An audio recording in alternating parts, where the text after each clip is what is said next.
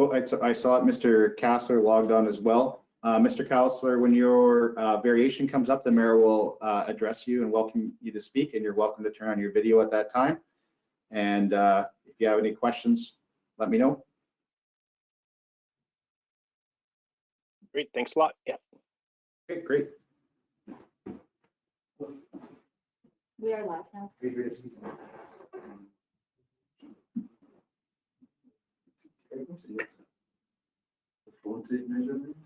Yes. That is it. Is it the, I know you understand. yep. Is that on Dufferin Avenue? 6th Street. It's on the corner of 6th and Dufferin. 6th and Dufferin. Okay, so that's our third hearing. So when, if you'd like to speak, the mayor will ask you to come, and you can come right up here and speak. Okay, please feel free to grab a seat there. Okay, we'll call this council meeting to order at 6 p.m. I need a motion for the adoption of the minutes, please. Resolved that the minutes of the regular meeting of council held at City Hall on May 10th, 2021 be adopted as circulated. Moved by Councillor Knox and seconded by Councillor Draycott. All those in favor? And that's carried. We have one delegation this evening. Travis Foster is here from the Rotary Club of Portage to present on the Rotary Duck Pond project update. So, Mr. Foster, the floor is yours. Okay. There we go. Okay, so we just wanted to give an update to council as to where we stand with the revitalization of the duck pond.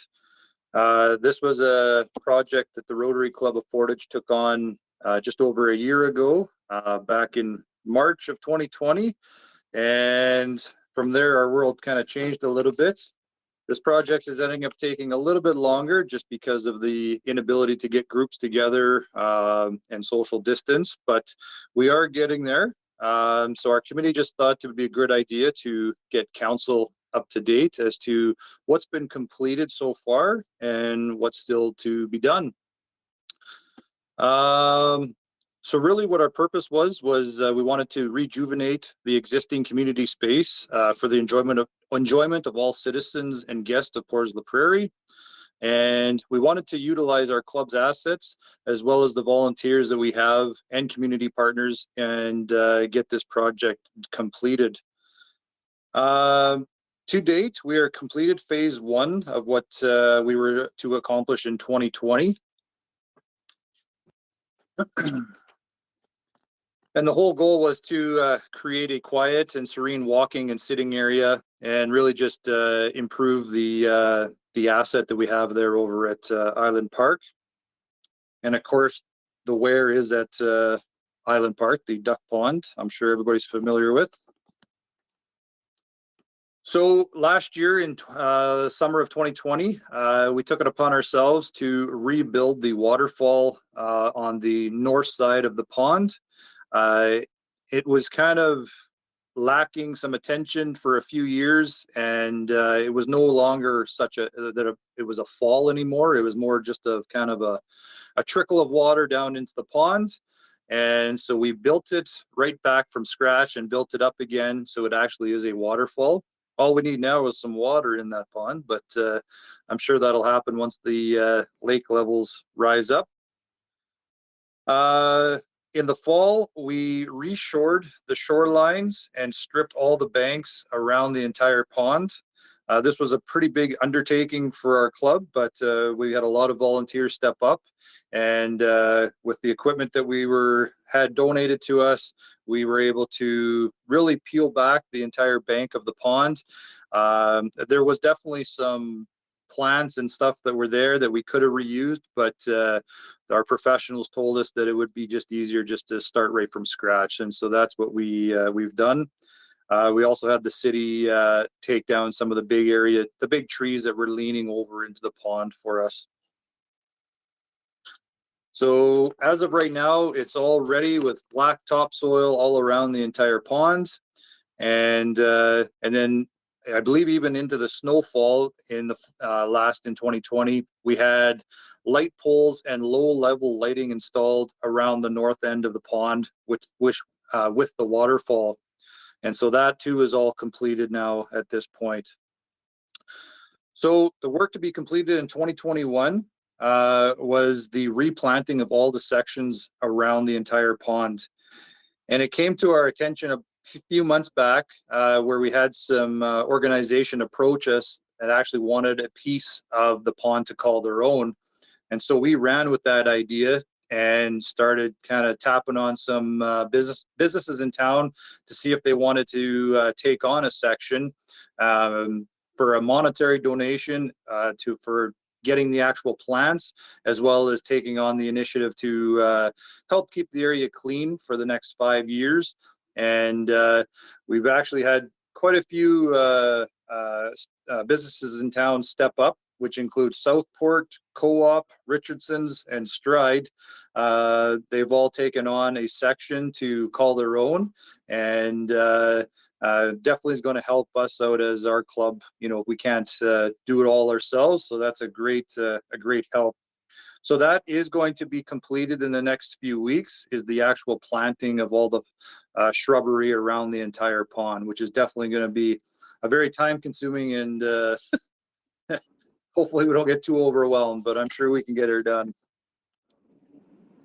Also this year is planning for a, we're going to call it the Rona deck and pergola that's going to be on the south side of the pond. So this area is right now where you cross from one side of the pond to the other with that little stone bridge, I guess you'd call. We are going to be taking that bridge down, and we're going to be building quite a substantial deck area into the pond on the south side. This was helped by a very large donation from Rona, which is why we're calling it the Rona deck. And this too is going to be done, the work is going to be done from volunteers. And so we hope to get this accomplished before the summer months come, but again, we need to be able to get a group of people together over there. So it's just a matter of having restrictions lifted so that we can actually get over there and start this project. And then that brings us to next year. Some of the big things we still want to get done in 2022 include a south wall and facade, which is going to kind of block the view into the background of the city yard from the causeway that gets you to the other side of the pond, adjacent to the new deck. Also, phase 3 is going to consist of more sitting area around the pond and picnic areas.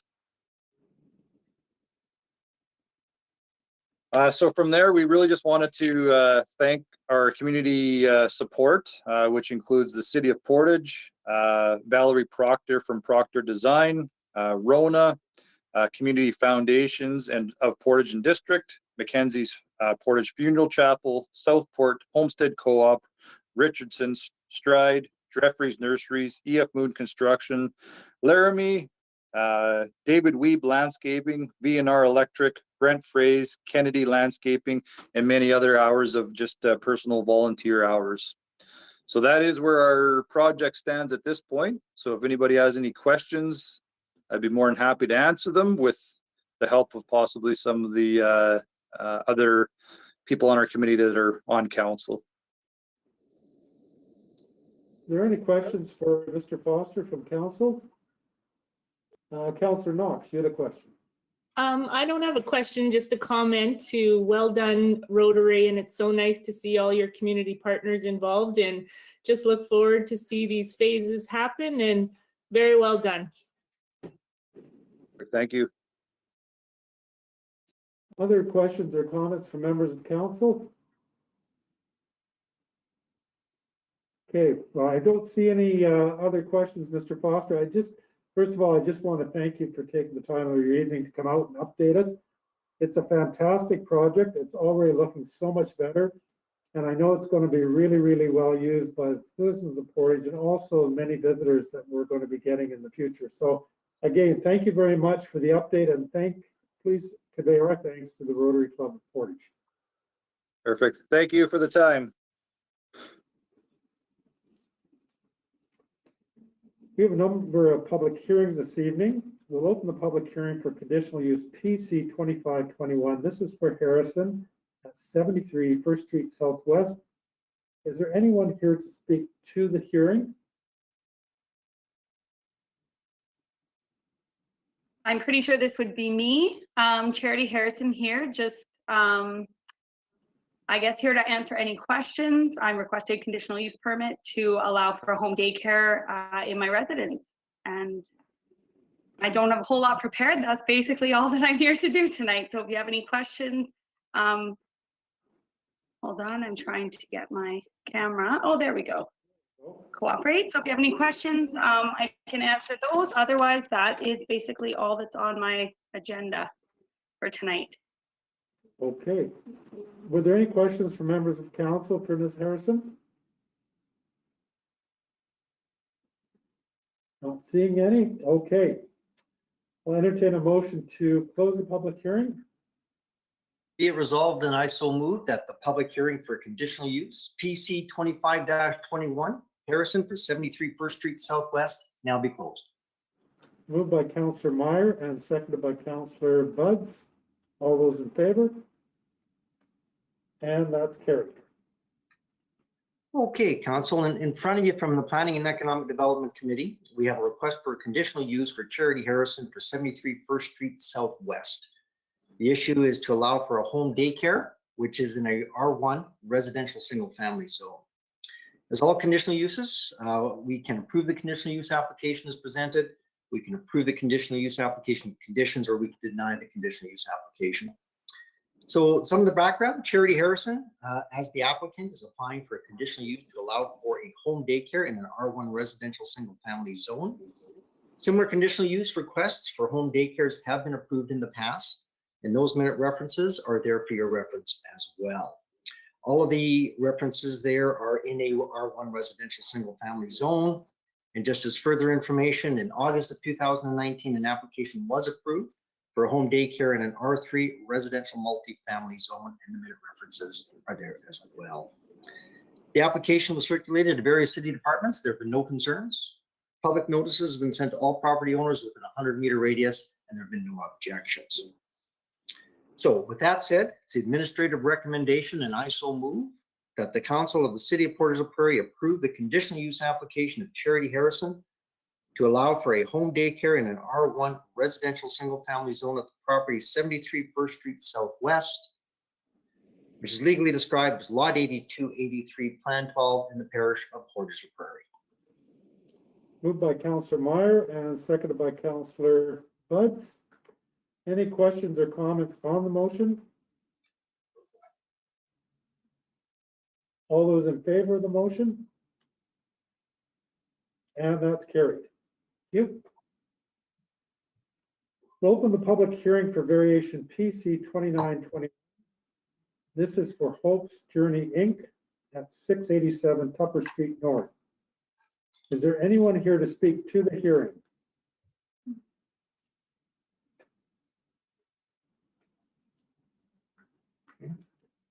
Nobody here to speak to the hearing. However, there is a letter to be read into the record. Yes.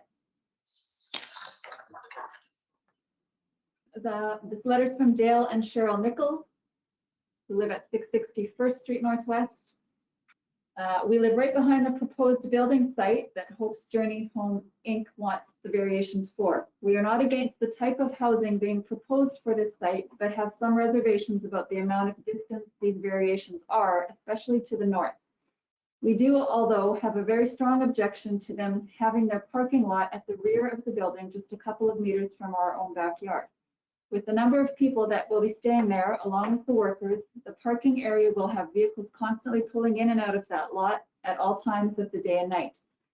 That will take away any and all privacy our backyard has given us for the past 40 years we have lived here.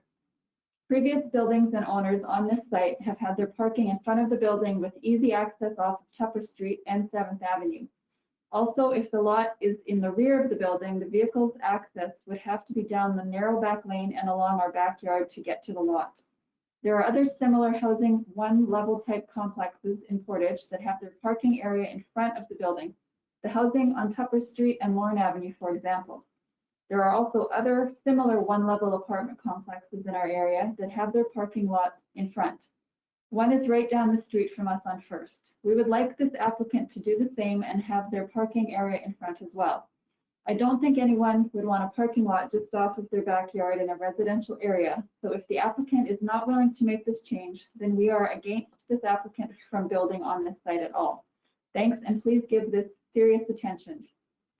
Also, there are 3 other houses in a row right next to us to the south and down the lane that are for sale or just sold, and 2 more for sale across the street from us.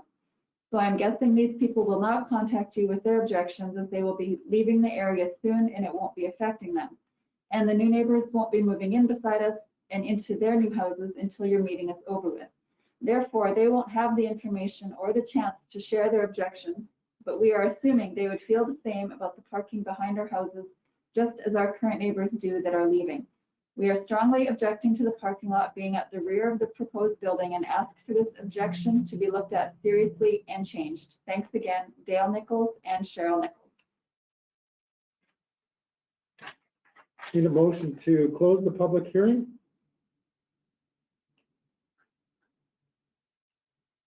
Be it resolved, and I so move, that the public hearing for variation PC 29-21 for Hope's Journey Homes, Inc. at 687 Tupper Street North now be closed. Moved by Councillor Meyer and seconded by Councillor Buds. All those in favor of the motion? And that's carried. Okay, Council, once again in front of you from the Planning and Economic Development Committee, file number PC 29-21. It's a request for a variation for Hope's Journey Home, Inc. at 687 Tupper Street North. So the issue is to vary the front yard requirement of 6 meters to be reduced to 5 meters, the south side yard requirement of 4.6 meters to be reduced to 1.5 meters, and the north side yard requirement of 4.6 meters to be reduced to 1.7. There is a sketch, one that will show you the specific area on Tupper Street where this is located, and sketch number 2 that gives you a somewhat detailed drawing of the actual development. At this point, it's of course an empty lot. The alternatives we have are to approve the variation application or to deny the variation application. So the background for your information is that Hope Journey Homes, Inc.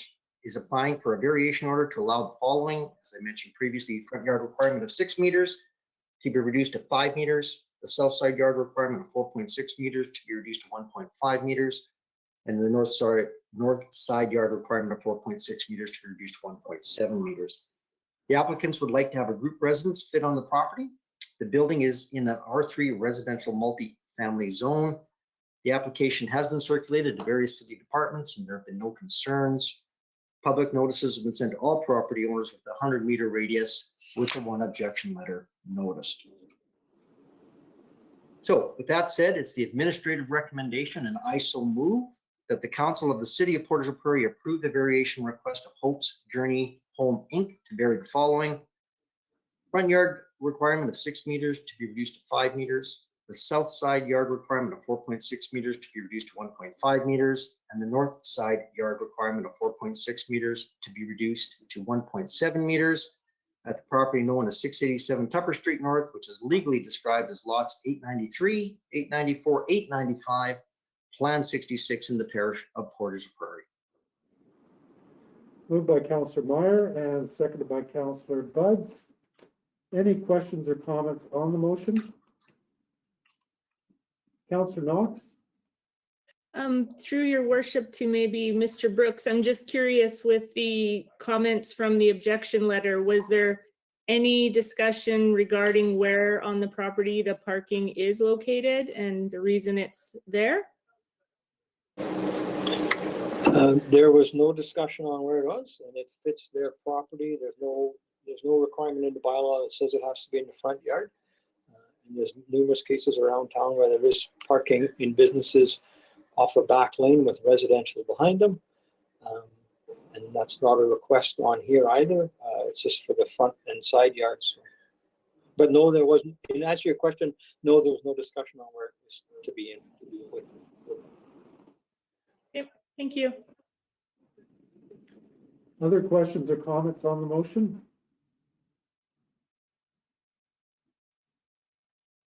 Seeing none. All those in favor of the motion? Can I see those hands again, please? All those in favor of the motion? And the motion is carried.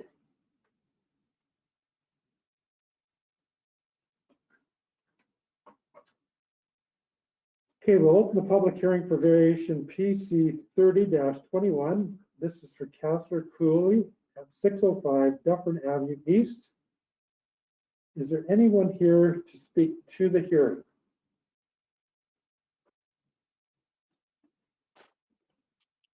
Yeah, good evening, everybody. I'm the applicant. And Mike, would you state your name for the record, please? Yeah, this is Michael Kasler, and I submitted the variance. Okay, the floor is yours. Yeah, great, thank you. I just wanted, thanks by the way for the opportunity to come and speak with you all and to see you all. Just in 3 minutes, I just want to describe what happened and why we're asking for the variance and what variance we're asking for. Early in January, we had a house fire and we lost our house on that location, which it will be demolished and rebuilt. So the question is, where will the new house go?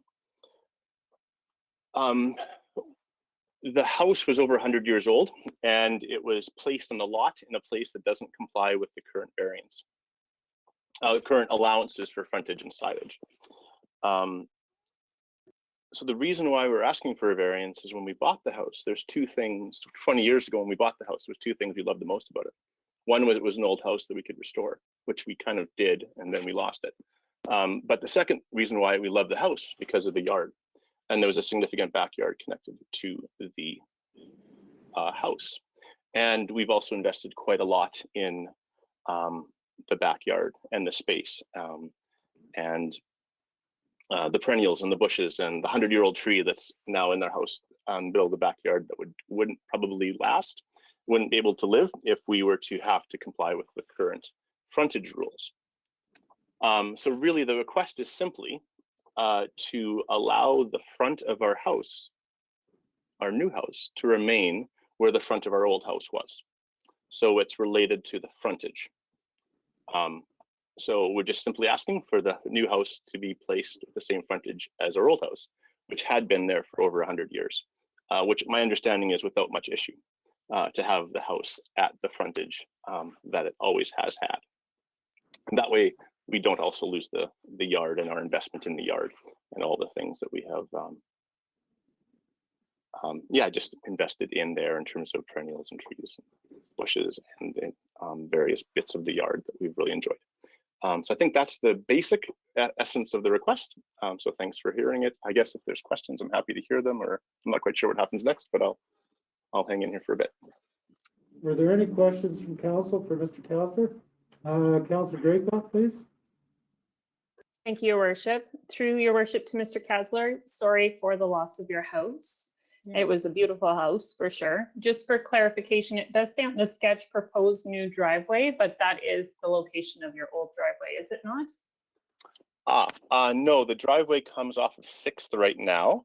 The driveway would come off of Dufferin in the new sketch, but my understanding was that wasn't up for that wasn't a part of the variance or part of the request, but we would be having a driveway coming off of Dufferin. Right now we have a driveway coming off of 6th. Yeah. Okay, thanks for clarification. Yeah, exactly. My understanding is though there isn't any variance needed for that part. It's just the frontage that we're speaking of. Yeah, we're just dealing with the frontage. Any other questions from council? Councilor Meyer? Thank you, Your Worship, and through Your Worship to Mr. Kasler. First of all, as well, I echo Councillor Draycott's comments and sort of the loss of your house. The question that I have is still in relation to maybe Councillor Draycott's consideration. When I look at the actual proposed new driveway, my assumption is that you are going to be removing the driveway off the access from 6th Street Southeast. That would be gone completely where your driveway is presently. And you would actually be putting in the driveway again off Dufferin Avenue. Now, I know we're not addressing that, but I look at the frontage side and I see 2.13 meters is really from the curb to the garage door. Is that my assumption correct on that? Interesting. I'm glad. Oh, sorry. Can I respond? Is that okay? That's questions for you, Mr. Cowser. Yeah. Okay, great. Yeah, so I actually had a conversation with my neighbor around the same issue. That sketch is not of our yard, it is of our property. So the property line is not the curb. The property line is several feet in from the curb. So the sketch is the meters distance on that sketch is from the house to the property line. And then there's whatever the space is between the property line and the curb. If I could just jump in, I'll try and clarify that to you for you. Yeah, as thanks, well. Tim. The report does go on to say the proponent's house has a boulevard depth of approximately 5 meters. So there's 5 meters approximately from the curb to the property line as well. I'm sorry, Your But Worship. Can I get Mr. Brooks to restate that? I couldn't quite hear. Yes, I will. In the last, on the second page of the report to council, the proponent's house has a boulevard depth of about 5 meters. That's from the curb to the property line. That is, I want to just remind you, but that's boulevard, okay? Property line, he has a 2.13 meters from his property line. So if you measured from the proposed garage to the boulevard, to the curb, it would be just over 7 meters. So, Your Worship, if I could, one follow-up question? Go ahead, Councilor Meyer. Through Your Worship, back to Mr. Kasler. So how exactly, or sorry, what would actually be the length of the driveway that you're proposing in the new house, Mr. Kasler? It would be the distance from the north side of the garage through to the curb, because it would need to go onto Dufferin. And that would be approximately how long? 7 meters. Yeah, it'd be the 7 meters. Yeah. Mr. Brooks will have the exact number. I'm sorry, it's not actually in front of me exactly the distance between my property line and the curb, but Mr. Brooks had it. I guess my concern. Sorry, I'm good. I'll try and answer that. I'll try and answer that for you, Councillor Meyer. As per the site plan, it's 2.13 meters from the house to the property line, and then it's approximately 5 meters from the property line to the curb. So the total would be 7.13 meters, approximately. Very close to that. Thank you. Okay. Any other questions from council for Mr. Kasler? Okay. We have another person here to speak to the hearing. Do you want to take the floor of the podium? And could you state your name for the record, sir? Isa Koroma. Okay, go ahead. The floor is yours. Well, actually, I don't have anything to say because I have no experience. That's they said the frontage has no measurement that is not. The only thing I would say is in line with the other houses. They are all in line, so I don't know how you can make any adjustment that to work well for the plans of the city. So nevertheless, I don't really have much to say, but I just say to leave it alone. Yeah. To leave it like that. Okay. Yeah, please. Okay. Thank you for coming out and speaking with us. Thank you. Yeah, I never had any experience. So. Is there anyone else to speak to the hearing? Okay, I need a motion to close the public hearing. Here, Councilor Knox? I'm Yes. sorry, I was just having trouble very much hearing that. Was that in favor or opposed to? I'm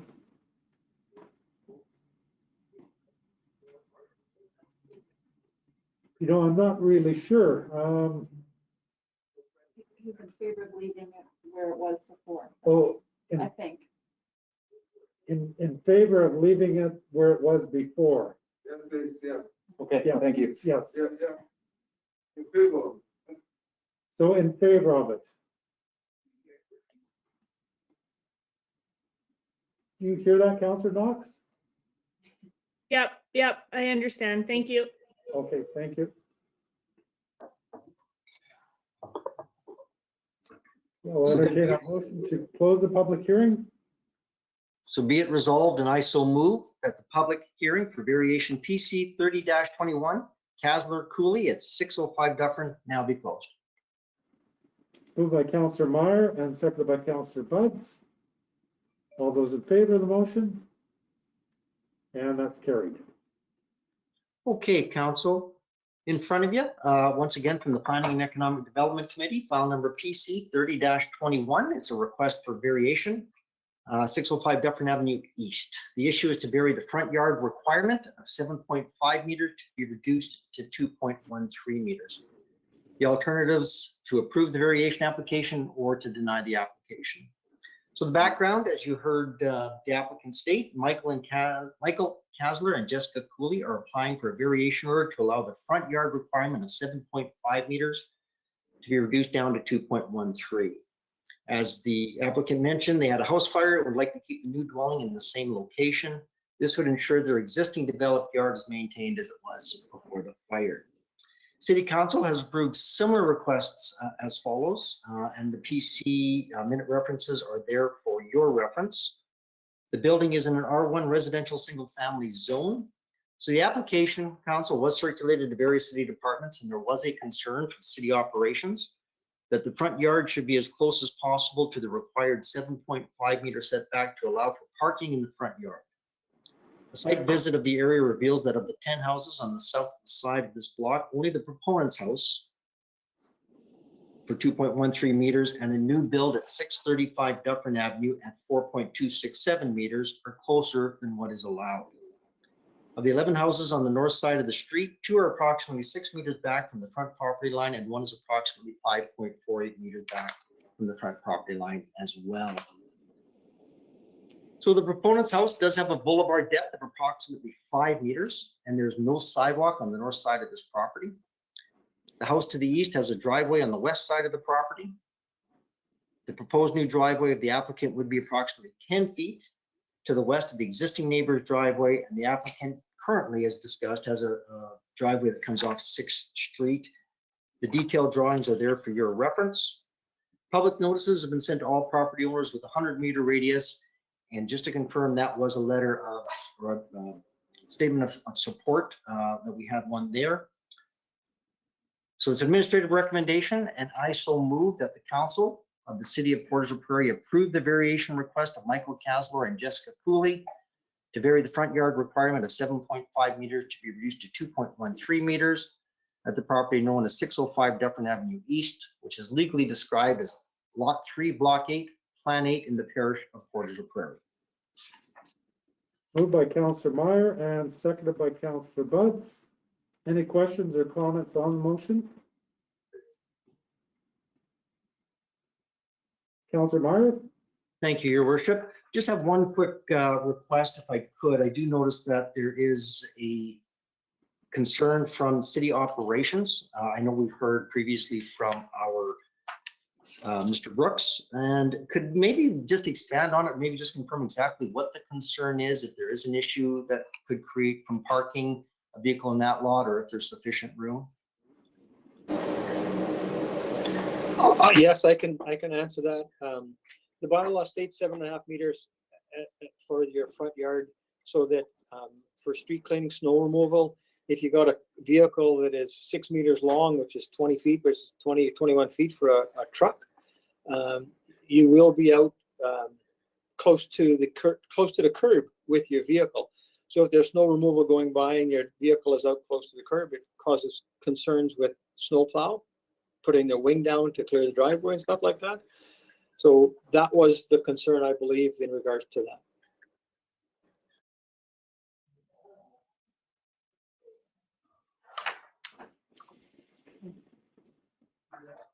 Any other questions, Councillor Meyer? No, I think that's everything, Your Worship. Okay. Any further questions or comments from council?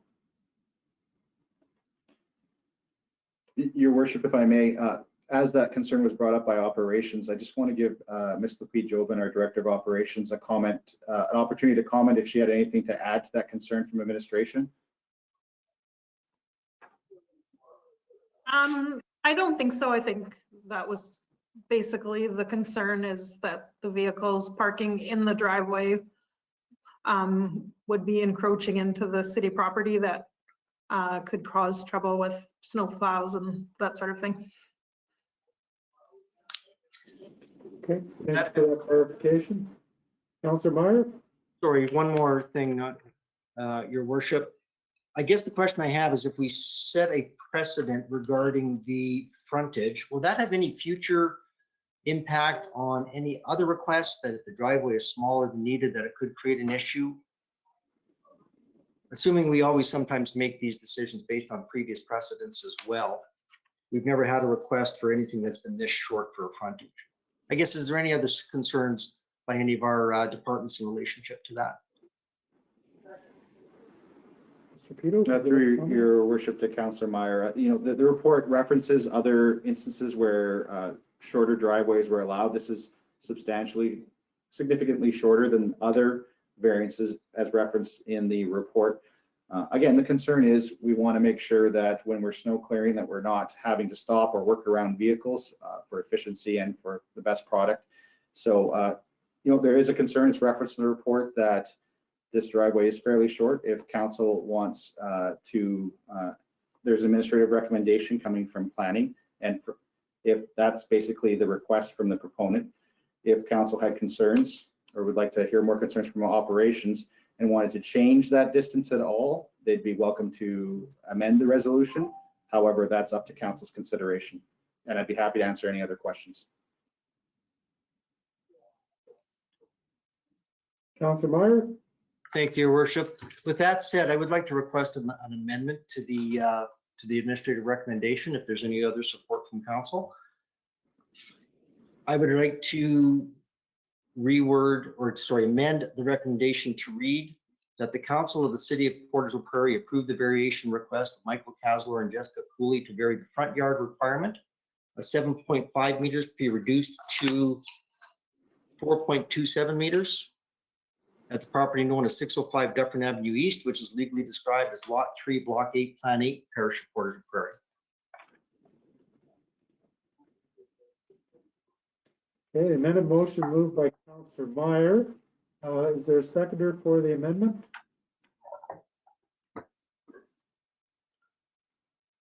I don't see a seconder for the motion, Councillor Meyer. No problem. I withdraw my recommendation. Thank you, Your Worship.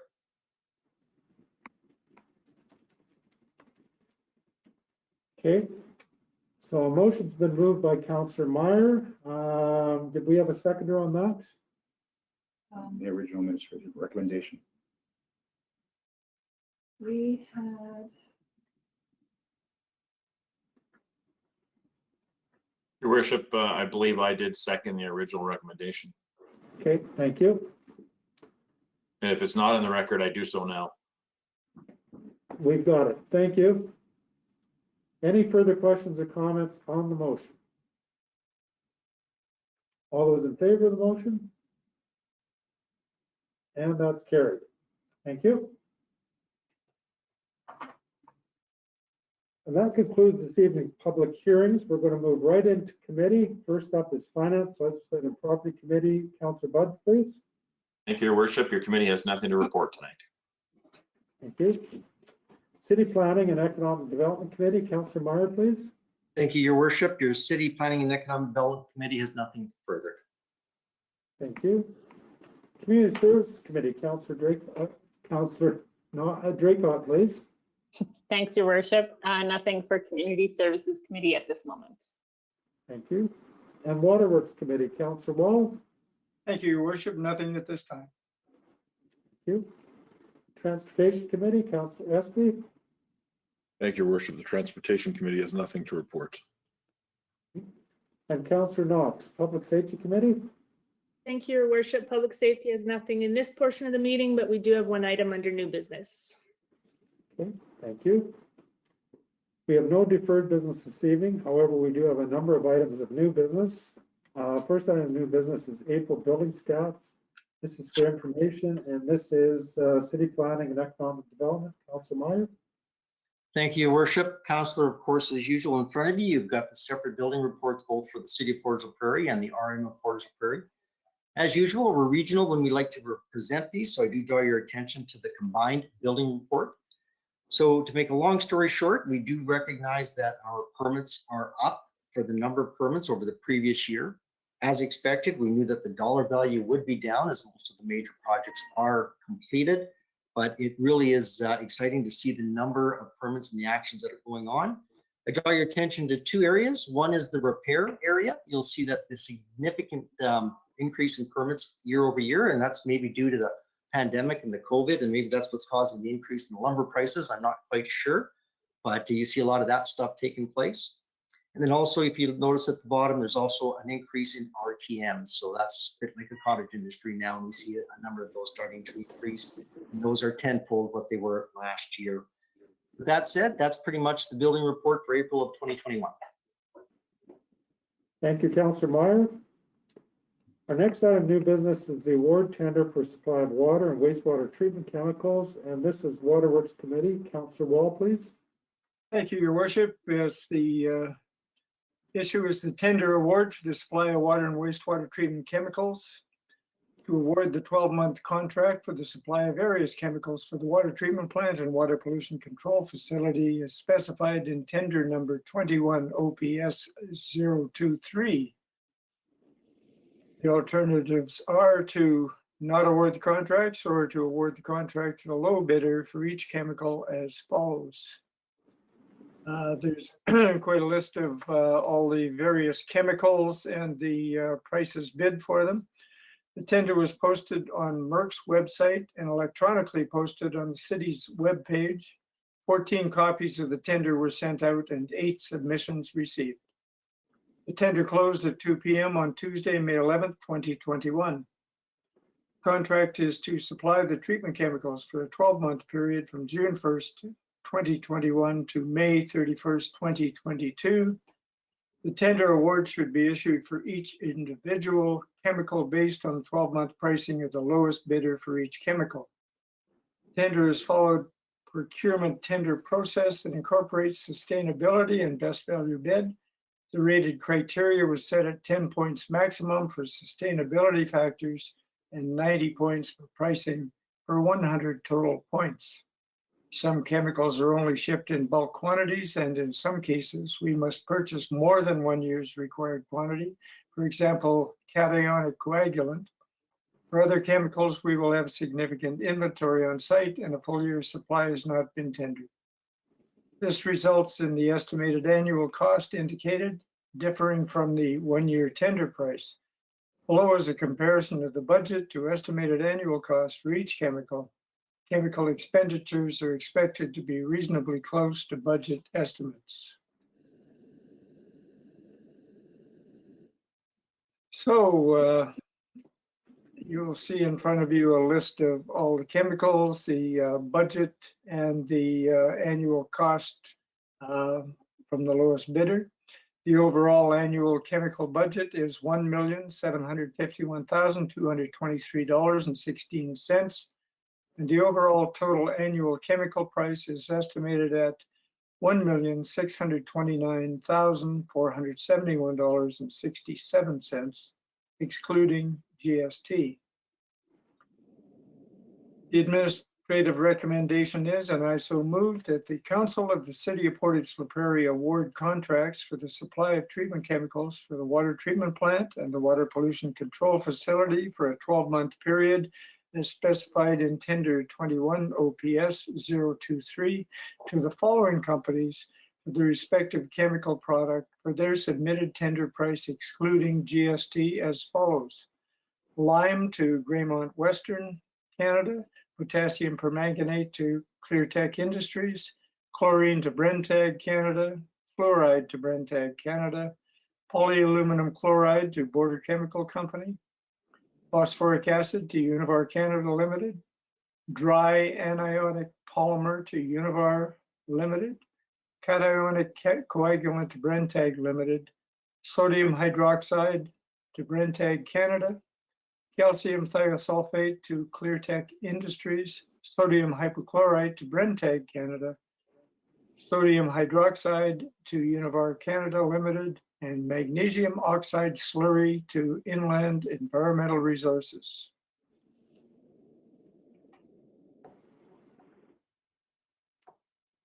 Moved by Councillor Wall and seconded by Councillor Graycox. Any questions or comments on the motion? All those in favor of the motion? And that's carried. Our next item of new business is the WPCF P3 monthly report. This is also Waterworks Committee. Councillor Wall. Yes, this is for information only, Your Worship. This covers tasks undertaken since mid-April regarding the Portage la Prairie Water Pollution Control Facility upgrade project, including provided a short project update to Manitoba Strategic Initiatives and Alternative Delivery, formerly Manitoba Sustainable Infrastructure Secretariat. I think they're hiding on us. They keep changing their names. The ICIP agreement has not yet been received. Several discussions with provincial representatives and a letter with a request regarding the project was sent to Minister Helwer. The utility maintenance shop request for contractor qualifications closed and 4 submissions were received.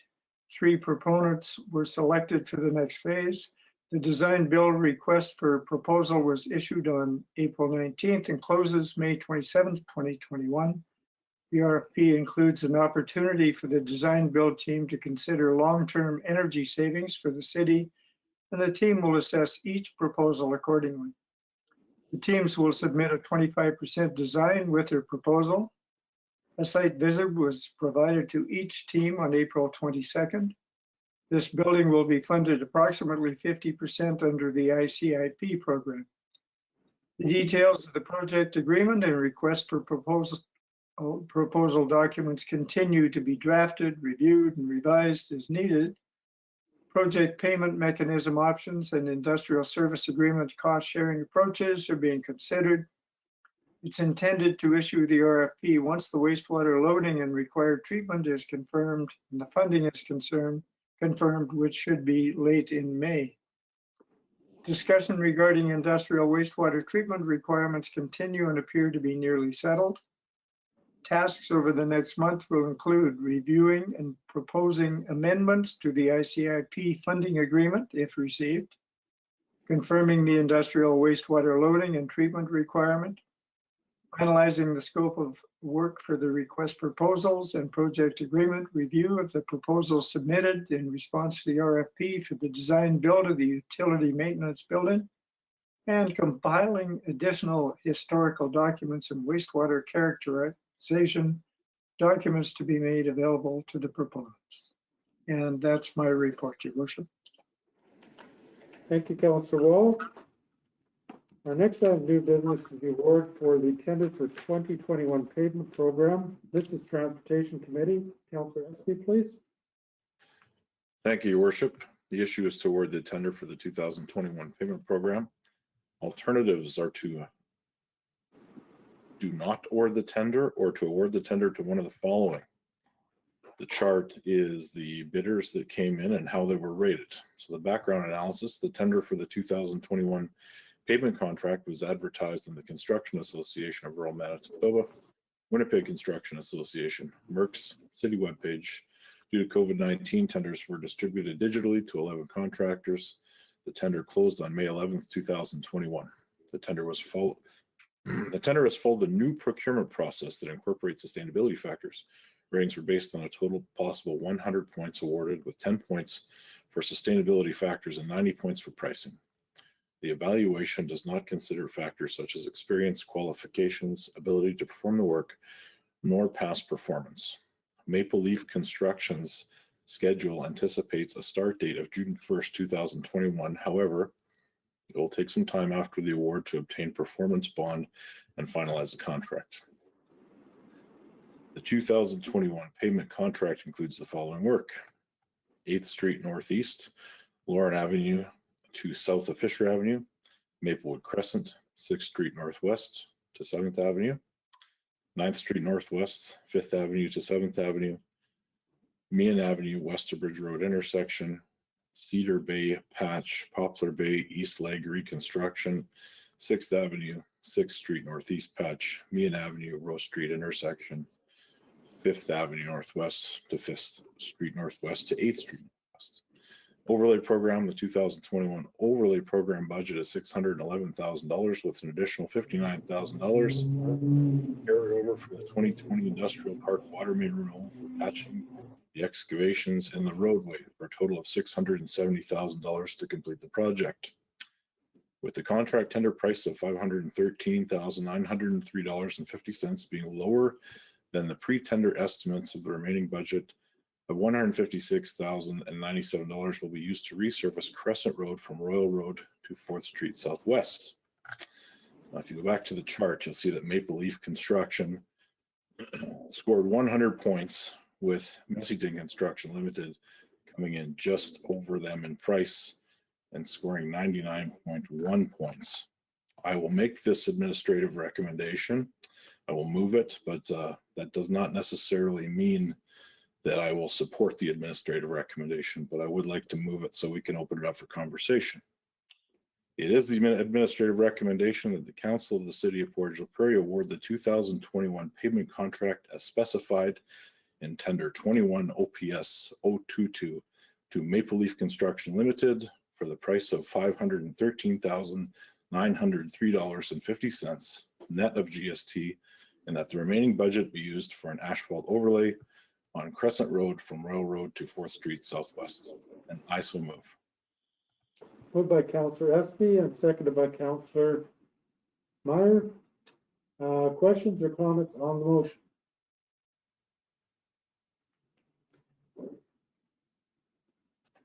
Councillor Buds and then Councillor Knox. Thank you, Worship. I do take issue with this recommendation, and my issue is obviously with this recommendation, but it's with the philosophy as a whole, and actually my feelings about this council demonstrating the leadership to support shop local is one that has been debated around this table for 10 plus years. And while I can appreciate administration would like to put in there that this is a new procurement process, it's not new.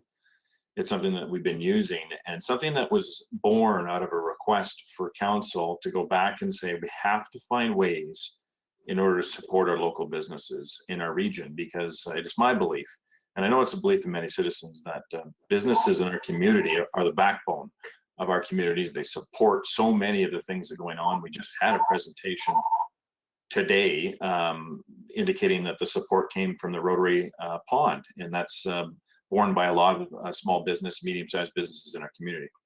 So one of the mechanisms that management came back to council with was this sustainability factor. And I'm, as finance chair, very in tune with understanding that we cannot spend taxpayers' dollars frivolously, and nor can we be protectionism in nature when we say we can only buy local. But we have to have mechanisms in place in order to recognize that significant contribution in our community. And that was intended to be the sustainability component. So if there is situations where we are receiving pricing on any tender and we have local people bidding on that work, and the pricing is very similar, then we would use sustainability and should use sustainability in all indications to take a look at the scoring. But in those very, very tight situations, we do look at the sustainability as one of the mechanisms that's left for council to try and say it's important to shop local. And so when I look at the sustainability factors, and so that program should work. My issue is that I don't believe, in my opinion, that administration and management is using the sustainability factors appropriately. And that could be our fault here at city, because at council, because there are in the sustainability questions, there's simply yes and no answers to things like does your business employ individuals who live or contribute in some way to our local economy? And the answer to that which is pre-filled out by a proponent, is yes or no. Things like, does your business participate and contribute to the community development programs in the city of Portage la Prairie? And if you were successful in your bids, where would you be, if you're successful in your bid submission? So, those are just a couple of, does your business support diversity, inclusiveness, and fair wages? Obviously, those are sustainability factors, but I want to know a little bit about what businesses do in our community. And so when I say all these things, I have a lot of trouble understanding how Maple Leaf Construction can score 10 and Mesna Construction can score the same amount when we take a look at the type of business that we have in our community. And when we look around at all of the places that we have our businesses supporting, anything from a golf tournament to the Fusion Center, you name it, our small businesses support our community. And I think we need to show the leadership that it takes and say that we appreciate that by supporting local and using that sustainability factor to do so. So that was long-winded. I had to say all those things. I will not be supporting the recommendation simply because this is one of those instances where we must use, in my opinion, the sustainability factor to recognize the difference between someone coming into our community to do business and someone who's already here. Thank you, Your Worship.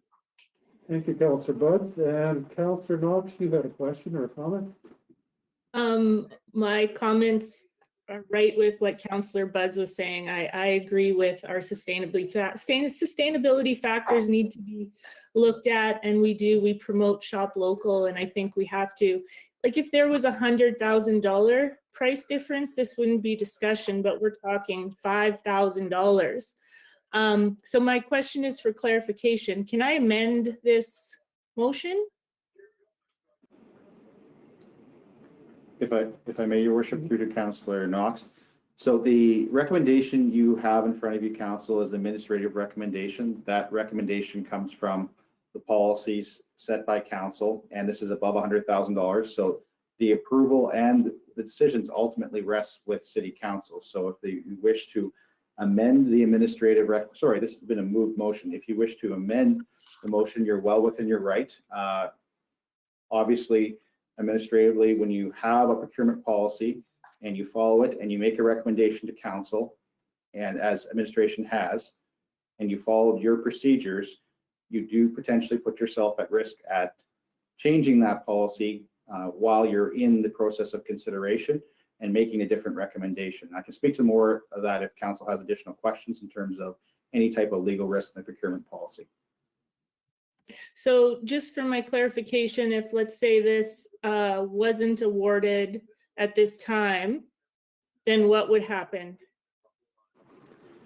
Could I get some clarification, Councillor Knox, through Your Worship to Councillor Knox? Are you saying if the contract wasn't awarded at all?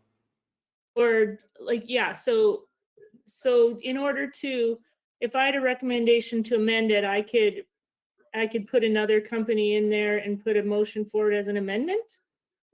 Is that correct? I think it would be cleaner that you would defeat the motion and then move another motion, because it's not really, the amendment wouldn't really be in the spirit of the original motion, I would argue. Okay, thanks. Other questions or comments, Councillor Meyer and then Councillor Wall. Thank you, Your Worship. And I just want to strongly echo both my colleagues, Councillor Buds and Councillor Knox. I'm a very big process guy, and I understand exactly how our processes are. And when I originally saw this, I was certainly originally going to vote, obviously, in favor of the recommendation. But once I started giving it some thought and then hearing some of the things that I've heard, because of the amount of subjectivity and the difference in price between the two top bidders, I do have to kind of side with my colleagues on that as well. So for one, I will also not be supporting the administrative recommendation as presented. Thank you, Councillor Meyer, and Councillor Wall, and then Councillor Esty. Thank you, Your Worship. I appreciate the sentiment and the desire to do business locally. If you take a look at our purchasing bylaw, you'll see it refers to the provincial purchasing bylaw, there are 10 points that outline how that bylaw works. And number one of those 10 is that there shall be no local preference. The problem is that if we start doing this, pretty soon there won't be any other bidders. We'll take the competitiveness out of it, and we will pay for it in the long run. So I would also like to warn council that if they do anything other than award this to Maple Leaf Construction, I believe they're open to a lawsuit, and I believe they would lose. Thank you, Councillor Wall. Now, Councillor Espy and then Councillor Butts.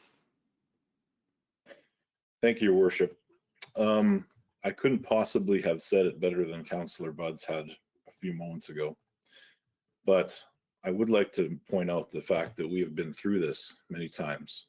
We've talked about solving that problem when a local company that provides a tremendous amount of value beyond the number on the bid comes to the table. How we can, I want to choose my words very carefully, recognize some of that. But we also have these items that come up when the tender comes up, and we are presented with alternatives. Now, if that's truly not an alternative, why is it on the paper? We have the choice to either not award the tender or award the tender to one of the following. And I understand that that opens us up for a lawsuit. And at this point, I'm tired of being afraid of doing the right thing. So that's all I have to say on the matter. Okay, thank you, Councillor Espy. And Councillor Buds, you had your hand up? Yeah, thank you. Just a follow-up comment. I mean, I've sat around this table for a long time too and heard the same argument, and that's the default line for management, is to say you expose yourself, and so that's why the sustainability policy, or sorry, our purchasing policy with sustainability factor was introduced, to have one element, one lever to recognize the importance of small business. Now, if the scoring was used through this policy and there was $100,000 difference between the two, as Councillor Knox had mentioned, this item wouldn't be up for discussion, because pricing weighed so much heavier on our decision making. It's only when the price gets very, very close that sustainability could ever even impact this. And so that's why I think in every instance we should be rating sustainability properly. And if there's a takeaway here, it's for council to go back to management and say, we got to have the sustainability factors to be a more, that has to be vetted properly. There has to be more effort put forth to recognize what small businesses do in our community versus just yes, no answers. And so I don't agree that we will not have people that want to do work in the city because the city is being known as a shop local city. I don't think that'll be recognized out there and we'll pay more in the end. I don't see that, because we don't have that in place here. And I would actually argue that if we were known as a city that wants to support its businesses more regularly than not, then that is okay with me. Councillor Wall. Yes, well, we've supported the local contractor over a couple of years. They've been successful bidder, and when these things are evaluated, those sustainability factors are what's evaluated first, if I'm not mistaken, and they are scored, and then and only then the financial bids are open, and that quite often is the deciding factor. Thank you, Councillor Wall. Councillor Draycott, you had a question? Thank you, Your Worship. Not so much a question, more of a comment about the sustainability. This has been an issue since I've been seated at the table. I believe that this procurement policy has been put in place since I was on council. And I guess my statement would be sustainability is difficult to assess when you're relying on the company to assess their sustainability within your community for you. And that opens a bigger can of worms, because how can we totally get a great big picture out of that. But as per sustainability, do you employ one person or do you employ 50 people? And how much of a difference is sustainability to our community does that represent? I think that this is a bigger conversation for a different time for a completely different issue. However, I do appreciate all the comments brought forward tonight on it. Thank you, Councillor Draycott. Further questions or comments on the motion? Your worship, may I make a comment as administration?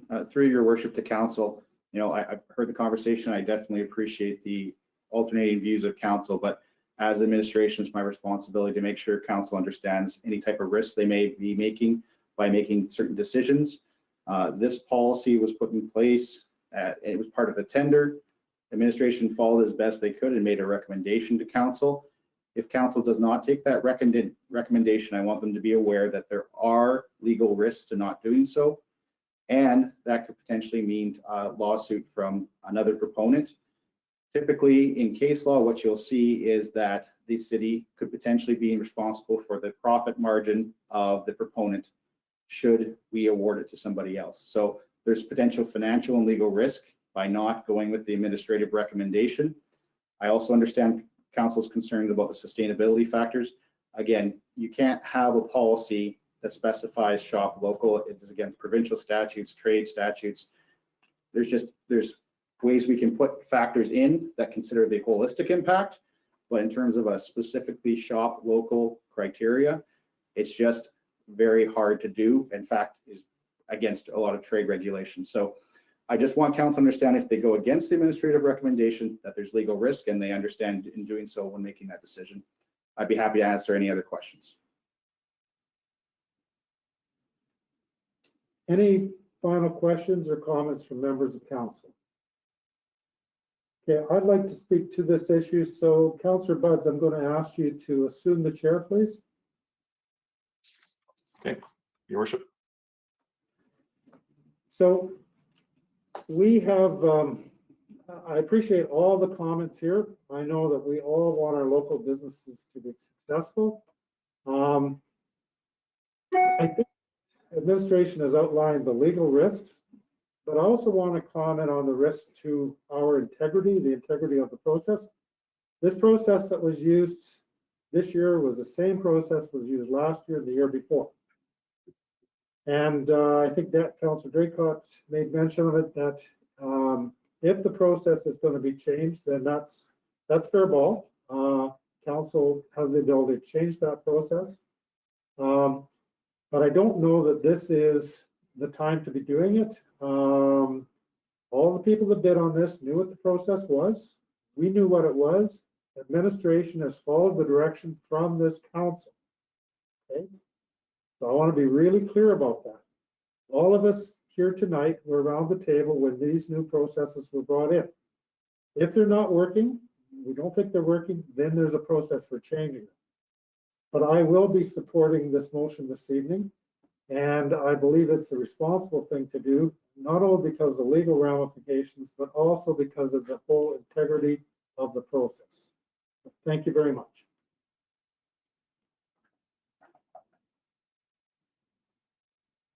I got caught by the mute button. Any further comments from anybody on this topic before it's turned over? So it is on the table, the original recommendation, and that is the one that we'll be voting on at this point in time. Any further last call? Okay. All those in favor of the original recommendation as outlined? It's 2, and that's defeated. I'll turn the chair back over to you, Your Worship. Thank you, Councillor Buds. We'll refer this. So with the original administrative, if I may, Your Worship, with the original administrative recommendation defeated, there's an opportunity for another member of council to move a different motion, or the motion stays defeated and is referred back to administration to bring. It's referred back to administration. I'm not sure what our next steps would be. A member of council who wants to bring forward a new motion for the pavement tender?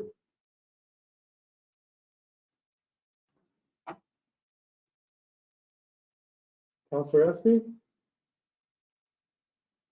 Just bear with me while I come up with some wording here.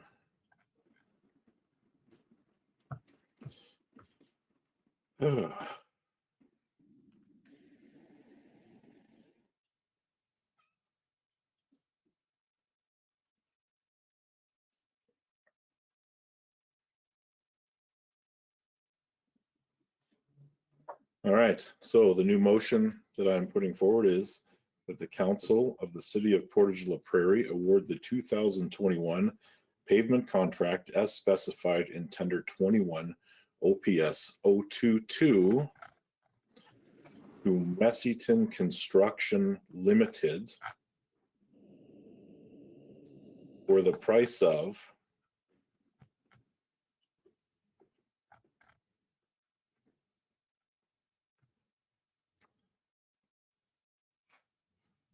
$544,797.72 inclusive of GST, and that the remaining budget be used for an asphalt overlay. And I believe that is how the motion has to end. So I so move that. Okay, thank you. Could we have a seconder on the motion? Councillor Meyer? Okay, comments or questions on the motion? Councillor Wall? Yes, Your Worship, I think passing this motion would be a terrible mistake for some of the reasons I stated earlier, that it would be contrary to attracting competitive business in the future, that we will leave ourselves open to a lawsuit, and that I believe that the administration has done their homework and made the proper recommendation, and that we should follow that recommendation. I will not be supporting this motion. Thank you, Councillor Wall. Other questions or comments on the motion? Your Worship, if I may, just as administration, it's my role to recommend and speak to council about potential risk. I believe if council approves this recommendation, they are putting the organization at risk of a lawsuit worth hundreds of thousands of dollars. Thank you, Mr. Pito. Any further questions or comments on the motion? All those in favor of the motion? Opposed? Motion is carried.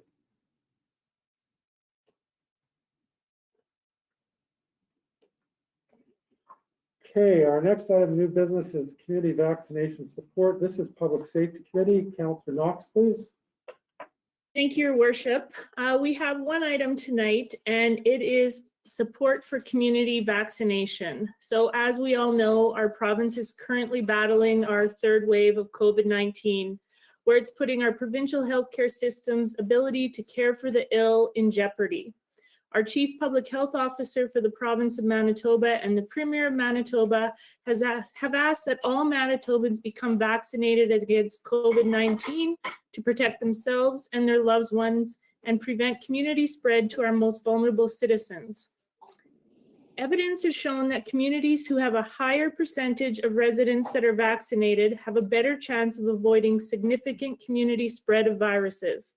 Therefore, higher community vaccination rates lead to safer, healthier communities and a faster transition back to pre-COVID-19 community activities. COVID has seriously impacted the health of our residents, put significant strains on our local healthcare system and healthcare providers, and caused significant financial hardship for the residents and businesses in our city. Vaccines have been approved by Health Canada, and they've been proven to be safe and effective in protecting people from COVID-19 and making community transmissions less likely. Communities who have the highest vaccination rates are less likely to see community spread of viruses such as COVID-19. It is the administrative recommendation, and I so move, that the Council of the City of Portage la Prairie encourage all residents to become vaccinated as soon as they are able, with the goal of being the city with the highest rate of community vaccinations per capita in the province of Manitoba.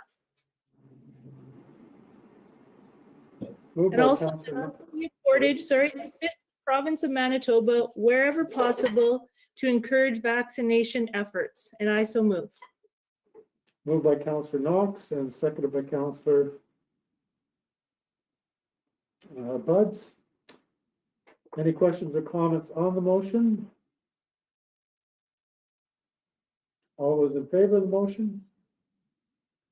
And that's carried. We have no old business this evening, so council is adjourned at 7:15 p.m. And we're going to move right into committee.